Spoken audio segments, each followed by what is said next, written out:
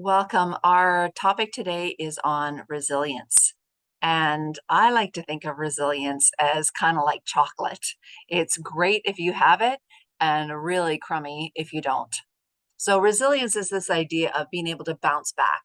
You go through a season of stretching or tension or stress or demand, and you have this ability to bounce back to where you were kind of before.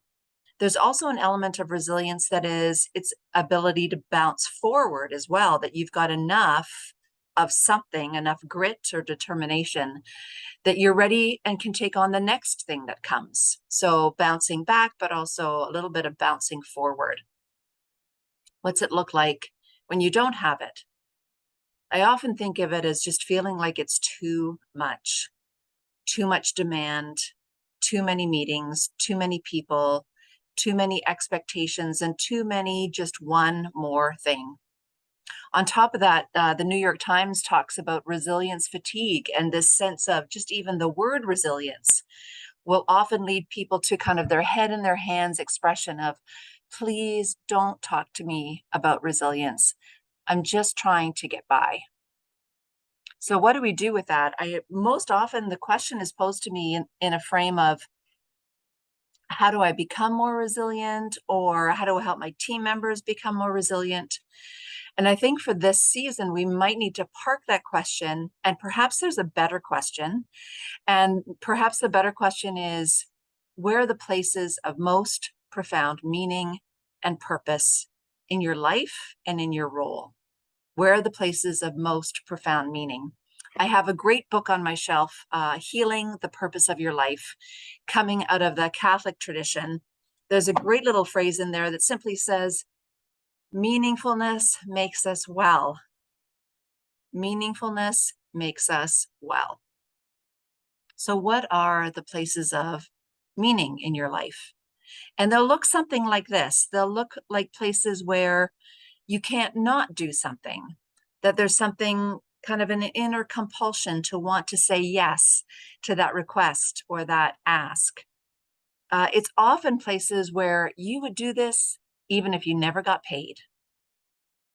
Even if you never got paid, you'd find a way to make that a part of your world or your life or your experience. It could also be a place where time stands still. And when you're doing that, and when you're entering into that, whatever that is, time kind of comes and goes because of this inner sense of meaning and purpose and delight. So lean into those places. The book calls them sealed orders. Buchner calls it the place where your deep gladness and the world's deep hunger meet. It may be that that kind of mental exercise for you today is just a little bit too big of an ask. And so perhaps something a little bit more practical is the connection between creativity and wellness. Lots of research out there now between creativity and how it leads to wellness. One in particular caught my attention out of the University of Otago in New Zealand, and it was called Everyday Creativity as a Path to Flourishing. And they took 600 students, and on day one, they kind of invited them intentionally to an activity of creativity.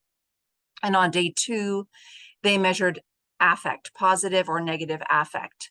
And they found a direct correlation, a cause and effect between creativity on day one and their positive affect on day two, feelings of joy and love and kindness and generosity and good mood. So I wonder about your day or your week or your month, and are there places of creativity? Things like photography, writing, gardening, cooking, building, singing, any kind of music at all. Those kinds of creative spaces will lead you to places of wellness, create a sense of probably peace and joy and calm within you. So if you can find those places, lean into those places, you will find over time that that may be enough to be a catalyst to an upward spiral of wellness and resilience. So grab some chocolate, enjoy your day, and may God richly, richly bless you.